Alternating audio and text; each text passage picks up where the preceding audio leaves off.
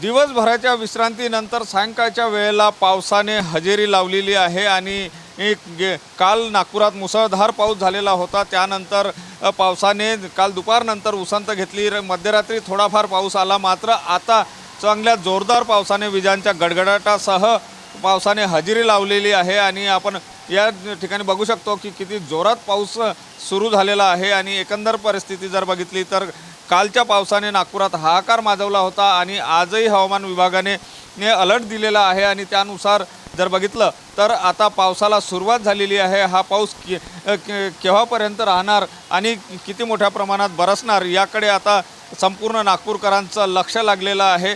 एकंदर परिस्थिती जर बघितली तर काल ज्याप्रमाणे पाऊस झाला त्याचप्रमाणे आजही सुद्धा आता सायंकाळच्या वेळेला पावसाला सुरुवात झालेली आहे आणि हा पाऊस आता किती वेळ राहतो याकडे नागपूरकरांचं लक्ष लागलेलं आहे। एकंदरीत हा पाऊस शेतीच्या दृष्टीने चांगला ठरणार असला तरी शहरात काल झालेलं नुकसान बघता हा पाऊस किती हानी पोहोचवेल हे सुद्धा पाहावं लागणार आहे।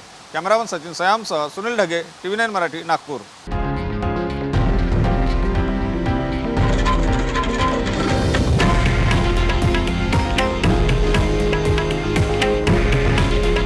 हे आहे देशातील नंबर 1 न्यूज नेटवर्क आणि आपण पाहत आहात TV9 मराठी।